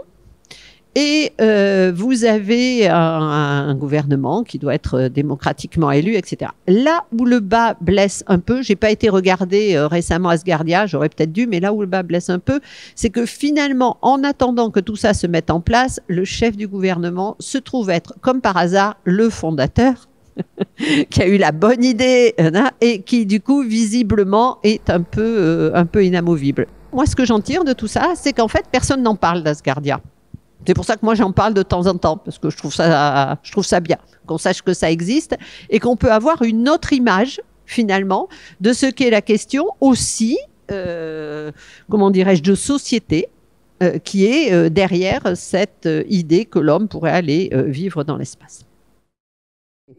Avec un satellite fabriqué avec des Américains en coopération avec une université américaine, toute la presse a parlé de la puissance spatiale émirati. Pour moi, une puissance spatiale, c'est un État qui a son lanceur, sa base de lancement, qui fabrique son lanceur, qui fabrique ses satellites et qui est capable de se débrouiller tout seul comme un grand. Donc là, visiblement, dans le cas des Émiratis, le fait que ça soit une surprise et le fait que cette sonde aille autour de Mars, ça a suffi pour qu'on gomme la notion de ce qu'était la fameuse indépendance technologique qui était quand même, et la souveraineté, qui était quand même le cœur de tout ce qui a été les motivations de l'activité spatiale, puisque tant que vous n'êtes pas souverain et que tant que vous ne pouvez pas vous-même développer l'activité que vous voulez développer, vous pouvez quand même difficilement apparaître comme une puissance spatiale. Alors je pense qu'on va réavoir les Émiratis grande puissance spatiale au mois d'avril si les Japonais arrivent à leur poser leur truc, mais bon, après, très honnêtement, la démarche émirati, elle est très intéressante parce que ça prouve que vous pouvez être un petit État qui décidait de faire partie d'une grande expérience internationale scientifique, à savoir d'aller faire de l'exploration. Et que vous faites ça en coopération avec beaucoup de monde, etc. Et donc il y a tout un discours qui est possible et qui fait sens. C'est pas celui d'une puissance spatiale, mais c'est un discours qui fait sens. Et là on retrouve le deuxième grand déterminant, qui est le retour sur investissement en quelque sorte, qui est la fierté nationale. Dans le cadre des Émirats arabes unis, ils avaient même fait un immense hologramme à côté de l'autoroute de je ne sais plus laquelle des villes où on voyait Mars. Comme la sonde le voyait au moment où la sonde passait autour de Mars et l'image changeait, etc., etc. Donc il y avait vraiment un énorme effort pour faire adhérer la population émirati à cette mission.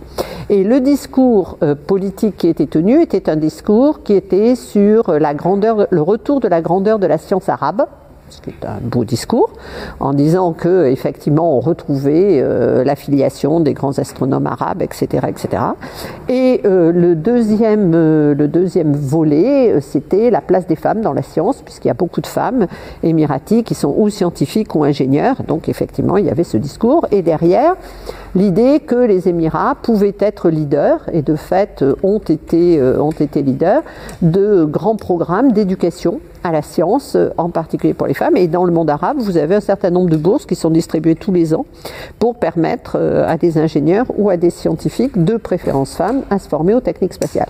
Donc je ne suis pas du tout en train de dire que le programme émirati n'avait pas de sens. Au contraire, je pense qu'il en a beaucoup, mais ce n'est pas une puissance spatiale. Et c'est pour ça que j'évoquais la question de la fierté nationale et après de la manière dont vous communiquez sur la fierté nationale, parce que c'est ça aussi les éléments de discours. Est-ce que vous communiquez sur le mode, eh bien effectivement, je fais partie d'une grande entreprise internationale et je représente ma pierre à l'édifice, ou est-ce que vous allez communiquer sur le mode, par exemple, de la Corée du Nord, qui est de dire, voilà, ça y est, on est une puissance nucléaire, on est une puissance missile, on est une puissance spatiale, on est les meilleurs, et voilà. Ça ne convainc que la population, qui est la seule à pouvoir profiter pleinement de ce discours, n'empêche que ça marche quand même forcément sur la population, et de fait, le satellite a bien été lancé. Donc ça, ce sont les différentes déclinaisons qu'on peut imaginer des déterminants de la politique spatiale. Alors ensuite, bon, c'est ce que j'évoquais, le prestige et la souveraineté. Donc justement, comme vous ne voyez pas trop bien, je ne vais pas trop développer, mais vous voyez effectivement le lanceur iranien. Donc là, vous êtes dans une logique de puissance spatiale qui est très guerre froide, hein, c'est-à-dire missiles, nucléaires, espace. Donc vous avez l'Iran et la Corée du Nord. On est quand même après 2010. Donc là, vous vous dites qu'il y a des vieilles choses qui demeurent hein, depuis 1957. Et puis, vous avez la Corée du Sud qui, elle, développe un lanceur en coopération. Je fais mon petit test habituel. Avec qui la Corée du Sud peut-elle bien développer un lanceur en coopération? Ding dong, allez-y. Le Japon, non. Ça aurait été. Les États-Unis, non. Non, la Corée du Sud n'a pas développé avec la Corée du Nord, non. Oui, vous avez raison de tenter, parce qu'effectivement, la manière dont je le disais, bravo, la Russie. Ce qui prouve que la géopolitique spatiale, ce n'est pas la géopolitique dont on a l'habitude. Et pourquoi la Russie? Tout simplement parce que c'est elle qui fait les lanceurs les moins chers et les plus fiables. Donc, et puis parce que, du coup, à l'occasion, j'ai pu... c'est ça qui est bien dans mon métier, c'est que je vois arriver l'événement et j'essaie de comprendre. Donc, du coup, je fouille un peu. Et effectivement, j'ai d'une part découvert qu'il y avait de grandes communautés coréennes en Russie. Donc ces communautés ont joué le rôle de relais, etc., etc. Que par ailleurs, à cette époque, la Russie, qui était dans une politique plutôt d'ouverture et de tentative, on est dans les années 2005, et dans des tentatives, je dirais, comment dirais-je, de développement de ses propres capacités en Sibérie, essaie de mettre en place un certain nombre de coopérations avec les Coréens sur le mode de la complémentarité, c'est-à-dire que les Coréens maîtrisent de l'électronique, etc., ce qui n'est pas du tout le point fort, c'est le moins qu'on puisse dire, des Russes. En revanche, les Russes maîtrisent des technologies dans le domaine de la propulsion et des lanceurs, ce qui n'est pas le point fort des Coréens. Et comme les Russes, à l'époque, développent leurs nouveaux lanceurs Angara, ils ont aussi une politique très originale et très intéressante en termes d'évolution de la notion de souveraineté, qui est de tester le premier étage d'Angara sur le quai ASLV. Ce qui permet à la fois de limiter les coûts et d'avoir une double expérience, je dirais, de développement de ce lanceur. Donc lanceur KSLV, mais là c'est pareil. Quand les Coréens du Sud ont tiré, ils ont tiré un mois après les Coréens du Nord. Dur pour l'amour-propre. Et donc, les Coréens du Sud ont eu à cœur de demander, et là, la notion de puissance spatiale jouait, ils ont demandé à Noland, qui était au département d'État, je pense, américain, ils lui ont demandé si on pouvait dire que la Corée du Nord était une puissance spatiale.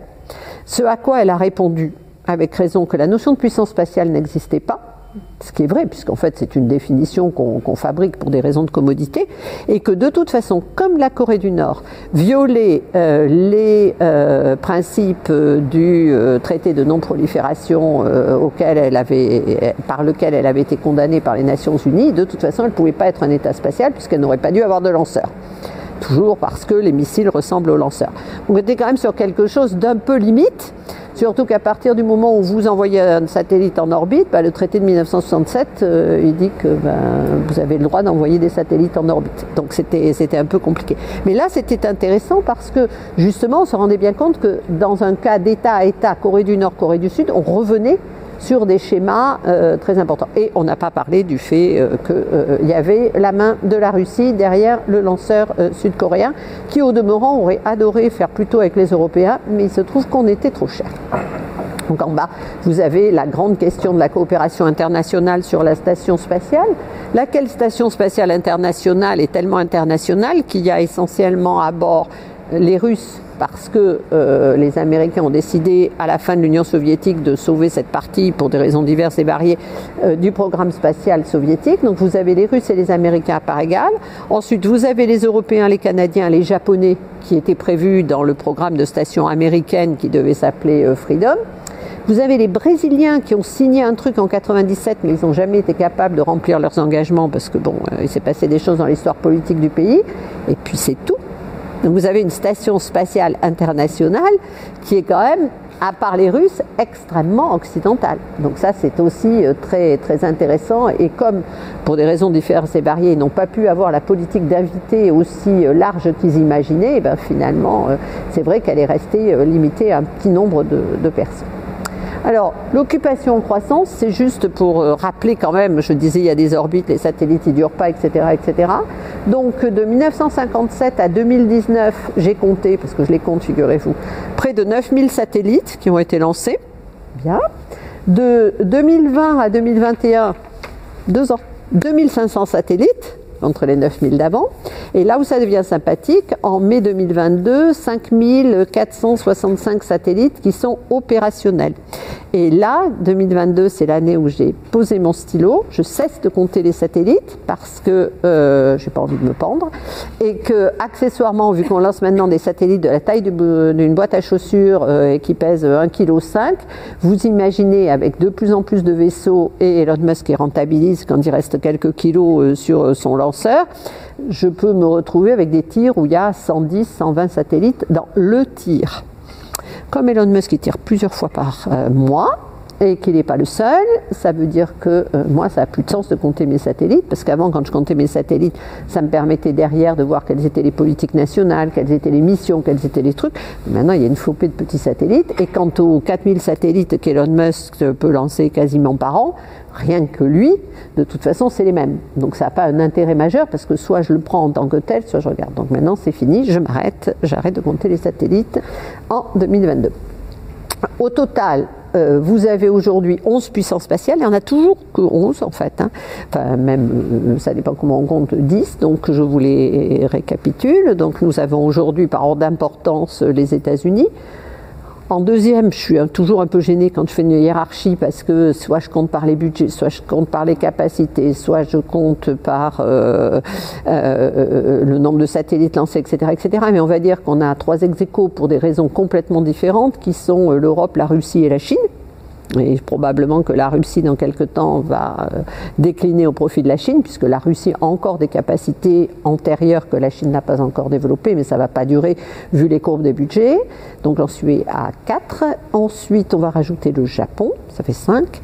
L'Europe, que j'ai oublié, ça fait 6. Ah ben non, je l'ai mise. Donc j'en suis à 5. Ensuite, Israël, 6. L'Inde, 7. Qui arrive avant Israël en termes de chronologie. L'Iran, 8, la Corée du Nord, la Corée du Sud. La 11e, c'était la France qui a été une petite puissance spatiale à elle toute seule en 1962 et qui a quand même fait, je ne m'en étais pas rendu compte, mais en refaisant mes dénombrements récemment, qui a quand même fait plus d'une dizaine de tirs, y compris des tirs depuis Kourou avec un petit lanceur diamant. Alors à une époque, un petit lanceur diamant, on disait oui bon c'est quand même un peu ridicule un petit lanceur diamant qui emporte que quelques dizaines de kilos. Et aujourd'hui, la grande mode c'est les petits lanceurs qui sont jamais que des petits lanceurs de la taille des lanceurs diamants. Donc effectivement, le monde change et on a donc une évolution. Des agences spatiales avec des programmes nationaux. Alors là, il y en a de plus en plus dans le monde. Je vais à Abidjan au mois d'avril et pour la première fois, j'avoue que j'ai jamais beaucoup travaillé sur l'Afrique dans le domaine spatial parce qu'elle était utilisatrice, elle n'était pas acteur. Sauf que là, l'agence spatiale africaine, qui est une agence spatiale de coopération, un peu comme l'agence spatiale européenne, fait des énormes efforts pour essayer précisément de coordonner les différentes activités des différentes agences spatiales africaines qui sont en train de fleurir. Et en particulier, ce qui est très intéressant, c'est que au mois d'avril, ils ont 3 grandes journées sur le New Space, c'est-à-dire donc des utilisateurs et des gens qui font du service, essentiellement, qui proposent de s'intéresser à l'Afrique, ce qui va être vraiment, là encore, la marque d'un très gros changement sur ce qu'est le type des activités spatiales. Et je trouve que c'est quelque chose de tout à fait intéressant à analyser. Au total, donc, on a une centaine de pays qui sont propriétaires de satellites, donc c'est-à-dire qu'ils ont pu les acheter, hein, ils n'ont pas forcément fabriqué. Maintenant, quand vous êtes propriétaire d'un satellite, vous essayez quand même toujours de récupérer du transfert de technologie et au minimum d'être associé à la station de réception, à la station de suivi, à la station de commande, etc. Donc vous commencez à acquérir de toute façon une petite expérience. Et bien sûr, la quasi-totalité des pays membres qui utilisent des systèmes spatiaux, d'autant plus que plus vous êtes pauvre, plus vous êtes isolé et moins vous avez d'infrastructures, plus évidemment vous avez besoin de systèmes spatiaux. Donc ce sont des systèmes spatiaux internationaux le plus souvent, ou celui d'un pays tiers qui vous vend ou qui vous donne de la capacité. Vous le voyez bien pour l'observation de la Terre, où finalement aujourd'hui vous avez des systèmes comme le système européen Copernicus qui distribue gratuitement des images de la totalité de la Terre, si bien que des pays qui n'ont absolument aucun suivi et qui veulent faire un minimum d'aménagement du territoire ou faire du suivi des risques, des catastrophes naturelles, etc., disposent de ces images, en plus en cas de catastrophe, en temps réel.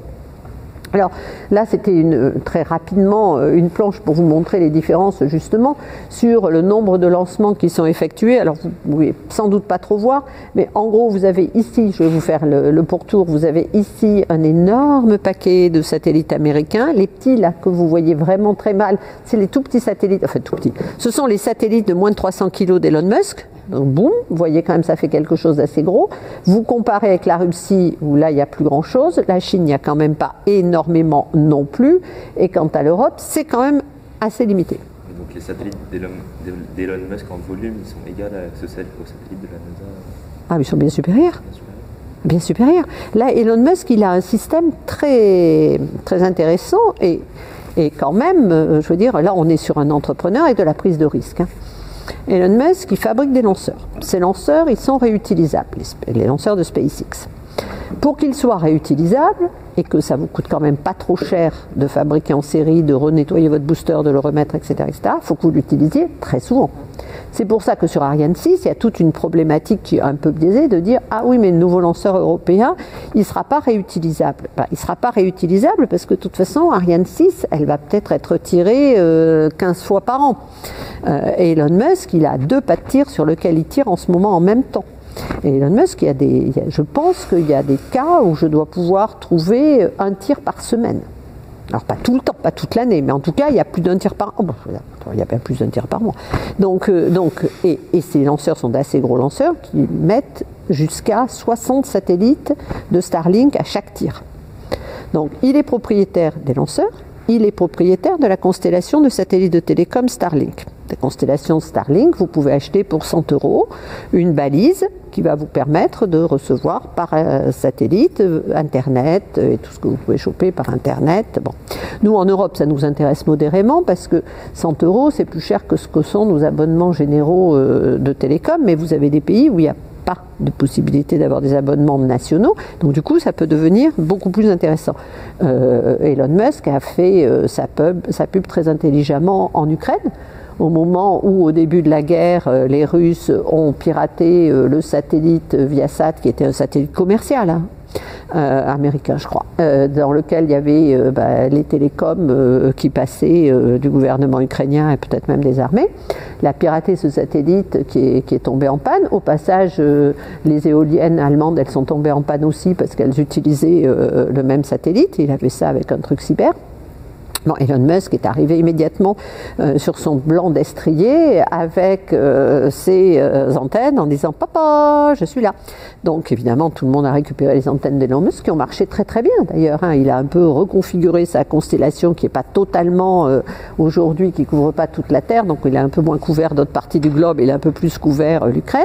Après, il a dit « Bon, attention quand même », ce qui était bien, je pense que les Ukrainiens avaient été mis au courant par d'autres au département de la défense américain ou à l'OTAN en disant bon attention quand même parce que mes balises c'est assez facile de les tracer et donc elles peuvent aussi attirer des frappes russes, donc bon choisissez les endroits où vous les mettez, évitez les crèches, les écoles, etc.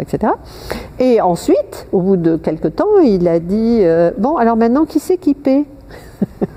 Et là le Pentagone lui a dit ah nous on n'a rien demandé. Donc ça va pas être nous qui allons payer, avec les Ukrainiens, vous vous débrouillez. Bon, et puis il s'est rendu compte que c'était pas tellement porteur cette idée de faire payer les Ukrainiens, donc j'entends plus parler de ça, il a dû décider que ça rentrait dans ses frais de com.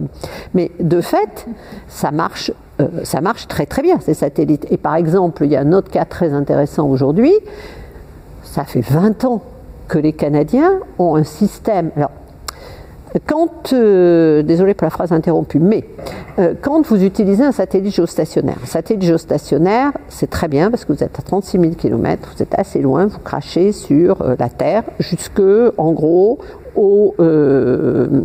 à 62 degrés au cercle polaire nord et au cercle polaire sud. Parce qu'après, à 36 000 km, vous ne pouvez pas voir toute la Terre. D'accord ?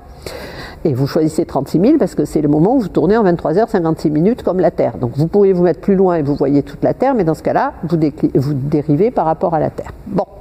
Donc quand vous avez des pays tout à fait au nord, comme par exemple la Russie ou le Canada, ben, ces satellites-là, ils ne sont pas parfaits parce qu'ils ne desservent pas les zones au-delà du cercle polaire. Donc le Canada paie depuis très longtemps un système particulier, Telstar, et c'était une compagnie d'État, mais qui est maintenant une compagnie privée, qui est soutenue par le gouvernement canadien, etc., pour les populations indigènes, inuits et autres, qui vivent au-dessus du cercle polaire. Sauf que, visiblement, ces satellites marchent beaucoup moins bien que Starlink. Et donc du coup, aujourd'hui, eh ben, tout le monde s'équipe en balise Starlink, ce qui n'était pas du tout un effet politique et géopolitique imaginé. Je ne pense pas qu'il avait vraiment forcément pensé à ça, parce que vu les populations disséminées qu'il y a, ça rapporte quand même pas énormément d'argent. Mais là encore, ça montre le poids du rouleau compresseur. Donc, il a ses satellites. Avec ses satellites, il paye ses lanceurs. Avec ses lanceurs, il paye ses satellites. Et comme tout est intégré, tant que le système tourne, bah, il s'enrichit. Mais si pour une raison ou pour une autre, il y avait des soucis sur les satellites Starlink, où les gens arrêtaient de payer les satellites Starlink, là il a un modèle économique qui a un problème. Alors, il ne déposerait pas son bilan parce qu'il a réussi quelque chose de tout à fait exceptionnel, c'est qu'il a maintenant les lancements du Pentagone et de la NASA. Et comme le principe dans tout le monde spatial, y compris en Europe, c'est que quand c'est un client gouvernemental, vous le faites payer plus cher que quand c'est un client commercial. Le motif officiel, c'est qu'il a un meilleur service. Motif officieux, c'est qu'il fait un peu de subvention. Et donc, du coup, effectivement, Elon Musk, aujourd'hui, il n'y a plus un modèle en péril. Mais il n'est pas passé loin souvent du dépôt de bilan. Hein. Et même si les satellites Starlink ne fonctionnent pas comme il croit, il faudra quand même qu'il revoie son modèle économique parce qu'il ne pourra plus faire tourner autant. Voilà. Et ce qui est intéressant, c'est que Elon Musk, vous le savez, son rêve, c'est d'envoyer du monde sur Mars, éventuellement d'y aller lui-même. Et donc là, il développe son fameux spaceship, l'énorme vaisseau qui est concurrent du fameux lanceur lourd de la NASA, le SLS. Et donc, il va falloir qu'il utilise la même stratégie pour le rentabiliser, parce que ce truc, il embarque des tonnes. Et donc, les satellites de Starlink sont en train de grossir. Donc, il faisait 300 kilos, et là, on est en train de passer sur des satellites qui pourraient faire 1 tonne. L'avantage étant qu'évidemment, un satellite qui fait 1 tonne, il fait plus de choses qu'un satellite qui fait 300 kilos.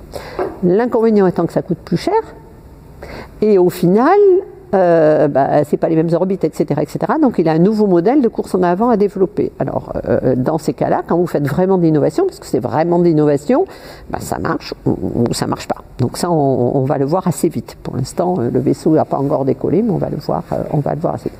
Donc ça, vous voyez un petit peu, je remets mes lunettes, et donc c'était l'année 2019. Voici l'année 2021. La situation s'est pas vraiment améliorée pour nous, c'est-à-dire qu'en fait, l'espace sera américain ou ne sera pas, et voilà l'année 2020, et tout ça, c'est pareil, et c'est comme ça tous les ans depuis 2018.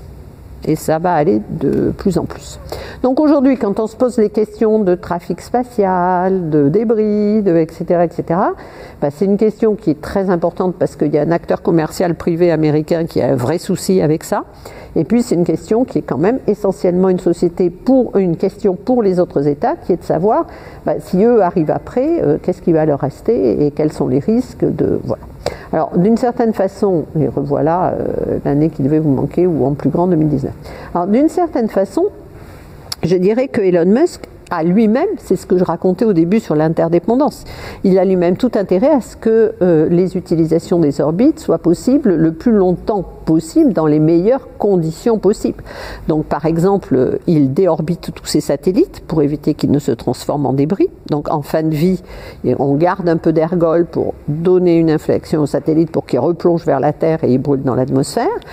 Il a eu des tas de problèmes avec les astronomes qui se plaignaient, alors pas tellement seulement pour le côté lumineux dans le ciel, ça c'était vraiment au moment où on les lançait qu'on voyait les 8 satellites du même groupe qui étaient visibles dans le ciel, mais ils ont aussi des problèmes, des astronomes, avec les émissions radio. Et donc là, pour ce qui est de l'aspect luminosité, Elon Musk, après avoir répondu dans un premier temps qu'il ne comprenait pas où était le problème, parce que c'était quand même très joli de voir des satellites qui passaient dans le ciel, mais je pense qu'effectivement, il y avait des gens qui trouvaient sympa de voir des satellites qui passaient dans le ciel. Et donc, dans un deuxième temps, il a compris que ça allait peut-être pas suffire quand l'Union astronomique internationale a reprécisé deux, trois points. Et donc, il laissait vraiment de limiter la luminosité en les peignant en noir, etc., pour qu'ils reflètent moins les trucs du soleil. Donc, il y a un vrai souci, je dirais, de crédibilité et de bon élève, même du côté d'Elon Musk. Après, il y a des sujets qui sont pas encore abordés. Moi, je pense qu'ils vont arriver tôt ou tard, et ça va être très intéressant de voir ce que ça va donner. C'est quand même la question de quels sont les effets potentiels sur l'atmosphère. À la fois de tous ces lanceurs réutilisables, parce qu'un lanceur réutilisable, il monte et il redescend, bon, et éventuellement de la nécessité ou pas de tous ces satellites en constellation. Parce que finalement, oui, c'est très bien d'avoir plus d'Internet plus vite avec un plus fort débit et moins de temps de délai, parce qu'en fait le seul problème du satellite géostationnaire, c'est que comme il est à 36 000, et effectivement il faut du temps pour que le signal passe de la Terre au satellite, aller-retour, donc ça fait un petit délai. À une époque, je sais pas, pour les plus âgés, vous vous souvenez peut-être quand on avait les premiers téléphones portables ou les premiers téléphones fixes, on avait un délai, quand on avait une communication internationale qui passait par des satellites, on avait un petit délai, et donc on se coupait un peu la parole. Bon, ça avait été réglé par des systèmes de multiplexage, mais bon, donc l'avantage des satellites d'Elon Musk, ils sont beaucoup plus près, donc ce problème-là ne se pose pas. Est-ce que c'est vraiment indispensable, et est-ce qu'on peut pas imaginer d'avoir une forme de développement durable, parce que le coût carbone d'un satellite géostationnaire que vous lancez une seule fois et qui va durer 25 ans, c'est pas le coût carbone d'un lanceur d'Elon Musk qui va durer 1 an et demi. Donc je pense qu'il y a quand même encore des vraies questions qui vont se poser. Alors au début, ces constellations, elles ont été vendues avec l'idée que ça allait permettre aux pays entiers de la planète de disposer d'Internet. Et ensuite, on s'est aperçu que les gens qui, sur la planète, ne disposaient pas d'Internet étaient en général les pays pauvres. Et que donc, comme c'était les pays pauvres, c'était pas eux qui allaient être véritablement rentables. Et puis les pays pauvres, ils ont un deuxième inconvénient pour ça, c'est qu'ils n'ont pas beaucoup d'électricité et pas beaucoup d'ordinateurs. Donc au final, c'était pas la meilleure cible commerciale. Donc on est passé dans un discours qui a shifté, avec quelques rachats de sociétés au passage, qui a shifté de l'internet pour la planète entière à l'internet pour les gens qui voyagent en avion. C'est moins tendance aujourd'hui qu'il y a quelques années, mais en tout cas l'idée c'était de trouver effectivement quelque part des clients qui soient rentables. Bon, alors une fois que vous avez un petit peu ce panorama, les puissances spatiales, les forces en présence. Alors j'y reviens, c'est la fameuse course à l'espace qu'on redécline aujourd'hui avec la concurrence économique entre les États-Unis et l'Union soviétique. Donc j'ai bien noté, devenu adapté à la Chine, j'ai bien noté que la Russie avait un discours de plus en plus nationaliste depuis Xi Jinping et encore plus depuis son deuxième mandat. Ceci dit, c'est plutôt quand on tombe sur des articles, quand il y a des articles ou des remises en cause du spatial occidental, c'est plutôt aux Japonais que les Chinois s'en prennent plutôt qu'aux Américains. Donc c'est quand même très intéressant et pas si surprenant que ça. Et donc en particulier, il y a toute une polémique parce que les Japonais ont dit qu'ils allaient être le premier État à avoir une activité commerciale d'exploitation sur la Lune, avec le fameux petit robot dont je vous parlais, qui va, dans le cadre de la nouvelle politique de la NASA, gratter un peu et puis revendre à la NASA ce qu'il aura gratté, puisque maintenant la NASA part du principe que c'est pas à elle de faire la partie commerciale, et donc vous vendez à une agence, je ne sais pas si c'est si commercial que ça, mais enfin officiellement c'est la première étape avant que ça devienne commercial, et donc il y avait eu des articles qui étaient parus pour dire que le Japon serait la première puissance asiatique à faire ça. Ce que la Chine a voulu lire comme le Japon sera la première puissance asiatique à faire des trucs sur la Lune, et qui a déclenché une levée de boucliers au mode que eux, ils sont déjà sur la Lune, ce qui est vrai, ils sont même sur la face cachée pour récupérer des échantillons, et puis surtout que le Japon n'avait pas été capable de lancer son robot tout seul puisqu'il est passé par SpaceX, et que donc c'était scandaleux, etc. Donc il y a eu une vague de nationalisme anti-japonaise, alors qu'en fait l'originalité qui était mise en avant, c'était surtout pas les Japonais qui n'aiment pas beaucoup communiquer sur la grandeur nationale parce que ça leur attire souvent des soucis au niveau régional, c'était plutôt les Américains qui étaient tout contents d'avoir enfin une première société commerciale et en plus internationale. Donc, dans les images chinoises, j'ai pas encore trouvé les équivalents, mais ça ne saurait manquer, ça ne saurait tarder. Donc, effectivement, où vous voyez, par définition, le taïkonaute qui s'en prend au drapeau américain et systématiquement sur d'autres, le petit lapin qui grignote le truc, etc., etc. Je parlais de Space Forces, vous avez également cet aspect dans Space Forces qui est tout à fait bien retranscrit. Et voilà où je voulais en venir, les budgets. Les budgets, ça c'est comme ça depuis 40 ans. Et depuis 40 ans, le rond américain, il est à peu près toujours le même. Alors on est en dollars constants, courants, etc. Mais vous allez voir pourquoi je peux me permettre des facilités avec ça. Sauf que là, tous ces États-là, ils ont des budgets qui sont en croissance. Donc, par rapport à ce qu'ils étaient il y a 20 ans. Donc ça veut dire que l'investissement réalisé dans l'espace par les Américains depuis le début de l'ère spatiale, il est incommensurable par rapport à tous les autres. Aujourd'hui, rien que l'investissement américain, c'est supérieur à la totalité c'est plus de deux fois la totalité des autres budgets spatiaux du monde. Et là, on est dans le cas de figure où le monde dépense de l'argent. Donc quand ce n'était pas le cas, vous imaginez bien, ça fait 40 ans d'écart comme ça. Donc quand on dit que la Chine va tout à fait remettre en cause et concurrencer les États-Unis, elle va les concurrencer, certes, elle commence d'ailleurs déjà à le faire, mais pas avec les mêmes moyens et pas de la même façon. Ceci dit, on peut rouler dans une Dacia ou rouler dans une Tesla, on ne roule pas dans la même voiture, on ne fait pas les mêmes trucs, mais on roule dans les deux cas. Donc il faut peut-être imaginer qu'on est plutôt sur ce genre de figure, même si les Japonais ont à cœur de démontrer qu'eux aussi ils savent faire des Tesla et qu'ils vont bientôt en faire. Mais globalement, je veux dire, le spatial n'a pas toujours besoin d'être aussi cher. Plein de façons de faire des choses. Par exemple, vous avez un satellite qui va coûter 1 milliard, et qui va avoir énormément d'instruments à bord, qui va avoir des traitements des données à bord, qui va avoir, si c'est de l'observation de la Terre, une excellente résolution, etc., etc. Puis vous avez des satellites qui vont être plus proches de la boîte à chaussures, donc beaucoup moins cher à fabriquer, beaucoup moins cher à lancer, mais vous allez en mettre autant que vous voulez mettre d'instruments. Vous n'aurez pas la même qualité, vous n'aurez pas la même géométrie, et ben vous la corrigerez au sol, etc., etc. Donc on ne va pas faire le même niveau d'activité spatiale, mais on peut faire des services spatiaux qui sont utiles, même s'ils sont un petit peu moins bien, un peu moins technologiquement sophistiqués. Donc ça, c'est un peu le problème des États-Unis aujourd'hui. En même temps, tout cet argent investi a quand même énormément évidemment de bénéfices en R&D. Ça fait une énorme recherche et développement. Plus de la moitié de ce budget est purement militaire, c'est-à-dire il ne concerne que des satellites militaires, c'est-à-dire destinés aux militaires. Vous pouvez donc générer des bénéfices dans les grandes firmes comme Boeing, Lockheed, ULA, etc. Et aujourd'hui SpaceX qui en bénéficie. Et donc à partir de là, vous générez un tissu industriel qui est très important pour un certain nombre d'États américains. Et régulièrement au Congrès, vous avez les États dans lesquels il y a les industries spatiales qui vont voter dès demain les budgets de la NASA et accessoirement du Pentagone. Alors, dans les autres puissances spatiales, ce qu'il faut noter, c'est qu'aujourd'hui, mais là ma planche elle est un petit peu vieille, aujourd'hui si je la mets à jour, je vais dire que la Chine a au moins le même budget spatial que l'Europe.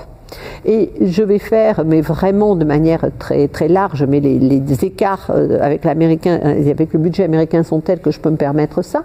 On est à plus de 50 milliards, 60 milliards de dollars, disent certains, selon la manière dont ils incluent certains programmes militaires liés au spatial ou pas. Mais même restons sur du 50 milliards pour les Américains. Vous avez 12 milliards pour l'Europe. Si la Chine ne donne pas son budget spatial officiel, mettons que je sois très généreuse et que je considère que ça fait quasiment 20 milliards, ce qui m'étonnerait, moi je dirais que c'est dans les 12-15 comme l'Europe, mais bon, vous arrivez à un budget un peu supérieur au budget européen, et puis après derrière, le Japon c'est 4 milliards, la Russie c'est 4 milliards, voire moins bientôt, et l'Inde c'est presque 2 milliards. Donc d'une certaine façon, si vous voulez, vous parlez pas du tout les mêmes choses. Alors régulièrement il y a quelqu'un pour m'opposer, ah oui mais ça coûte moins cher de fabriquer en Chine que de fabriquer aux États-Unis. Alors d'accord, ça coûte moins cher de fabriquer des téléviseurs peut-être en Chine qu'aux États-Unis. Quand vous fabriquez du satellite, la partie production en série et abaissement du coût parce que vous utilisez une main-d'œuvre qui est moins qui est sans qualification et donc moins payée, ça marche pas dans le spatial. Donc globalement, je veux bien que les prix soient un petit peu inférieurs, mais c'est pas ça qui explique la différence. La différence, c'est le niveau technologique et l'enrichissement des entreprises américaines, mais totalement assumé par le gouvernement américain, qui considère que c'est aussi sa mission que de développer le secteur privé, et dont aujourd'hui, entre autres, Elon Musk aussi.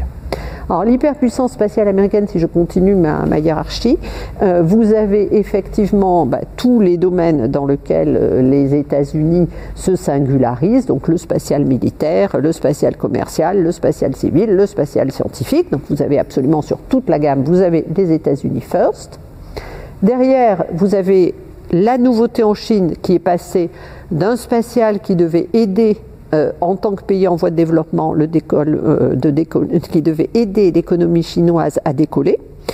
Ça a bien marché, ça contribue et ça continue à contribuer. Les routes de la soie, il y a l'idée que les satellites vont aussi servir, et de fait pour le positionnement et le reste c'est important.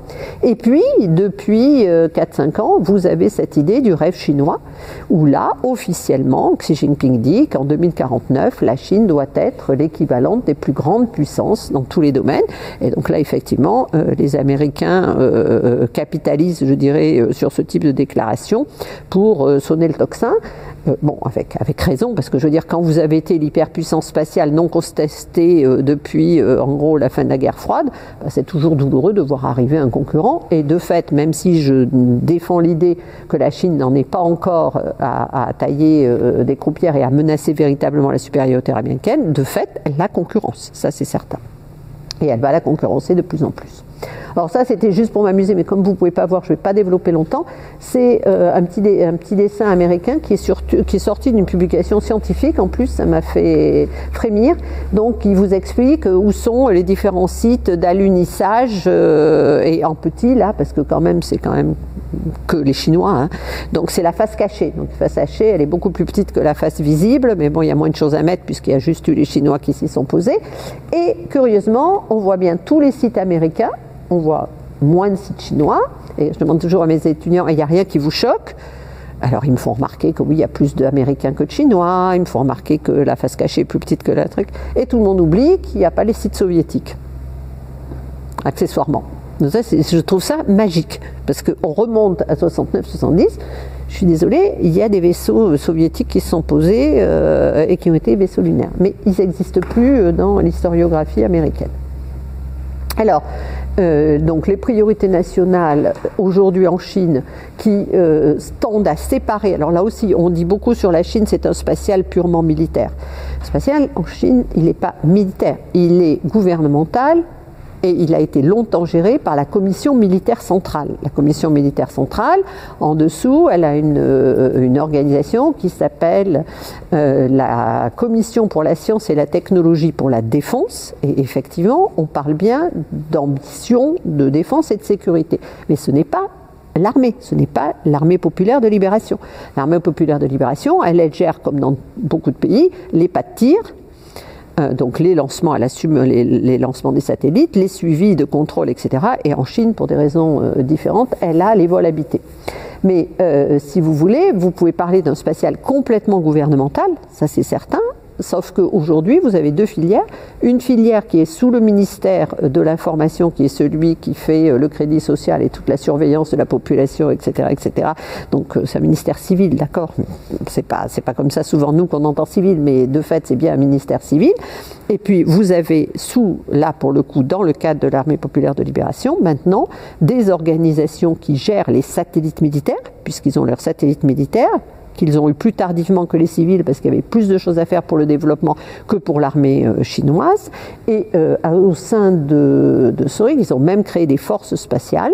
Donc ça a fait beaucoup parler Trump, puisqu'en plus ça a été à l'époque de Trump et au moment où lui-même créait ses fameuses troupes spatiales. Donc aujourd'hui, cette évolution de la Chine, elle est importante parce qu'elle montre que la Chine tend à recouvrir l'ensemble de la gamme. Et que donc, effectivement, ça sera bien une puissance globale et complète qu'ils veulent faire dans l'espace, sans avoir, et j'insiste, forcément les mêmes motivations que les Américains. Les Américains ont tendance à imaginer que de toute façon, tout le monde va vouloir faire comme eux et que tout le monde pense comme eux. Mais si vous prenez effectivement ce que j'évoquais tout à l'heure, à savoir la guerre, les aspects militaires, les Chinois, ils n'ont pas les mêmes besoins de satellites partout dans le monde, enfin de satellites desservant des troupes partout dans le monde. Et puis, il y a une autre différence aussi, c'est que les Chinois, il y a beaucoup de domaines dans lesquels ils sont en train d'essayer de rattraper les Américains. Le spatial, c'est qu'un domaine parmi d'autres. Il est très visible. Mais les biotechnologies, la génétique, l'intelligence artificielle, etc. Tout ça pour la Chine, c'est crucial. C'est peut-être même encore plus crucial que les satellites dans le monde du 21e siècle. Et donc, comme vous avez un budget qui reste quand même un budget contraint, eh bien, effectivement, l'arbitrage en Chine n'est pas forcément en faveur du spatial, à la différence des États-Unis, où là, le spatial est vraiment un élément de la sécurité nationale, parce que depuis le temps qu'ils ont tous ces satellites et qu'ils dépensent de l'argent sur ces satellites, bah, effectivement, ils s'en servent. Et donc, ils en ont un besoin permanent.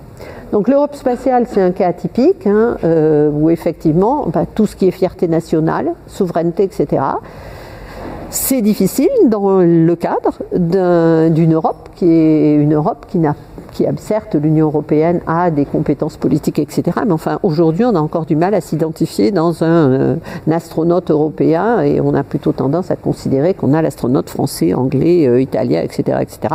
Et chacun, vous connaissez Thomas Pesquet, mais je ne suis pas sûre que vous connaissiez Tim Peake ou les autres. Et dans les autres pays, c'est dans l'autre sens. Donc, la question de l'Europe, qui est finalement un État qui va faire plus un spatial à vocation économique, parce que ça fait aussi partie des priorités de l'Union européenne. Et donc, effectivement, va se retrouver en concurrence avec cet énorme secteur commercial que les États-Unis développent depuis longtemps.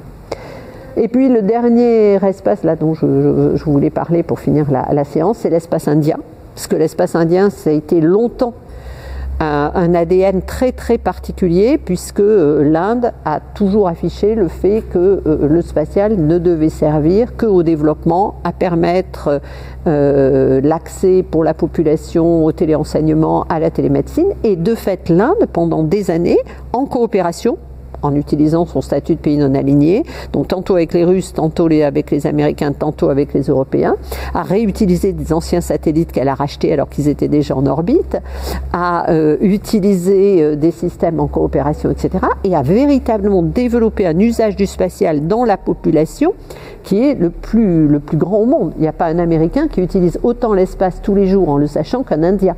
Absolument, un Indien qui cultive son champ, il va appeler avec son téléphone portable le centre qui reçoit les données spatiales pour demander si dans 4 jours il plante parce qu'il voudrait savoir s'il va pleuvoir, et derrière on mouline entre le satellite météo, le satellite d'observation de la Terre, etc., etc.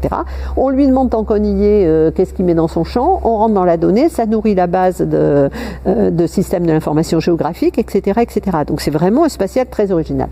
Et jusqu'au Premier ministre Modi, l'idée était de dire que les choses de prestige qui coûtaient de l'argent et qui ne servaient pas, l'Inde n'avait pas les moyens de le faire. Avec Modi, les choses changent, puisque le discours aujourd'hui, et c'est vrai que l'Inde a beaucoup évolué quand même depuis les années 70, c'est de dire mais maintenant l'Inde est une grande puissance. Donc l'Inde n'a plus besoin de ne faire que ça. Elle peut faire autre chose en plus. Elle continue à faire de la météo, etc.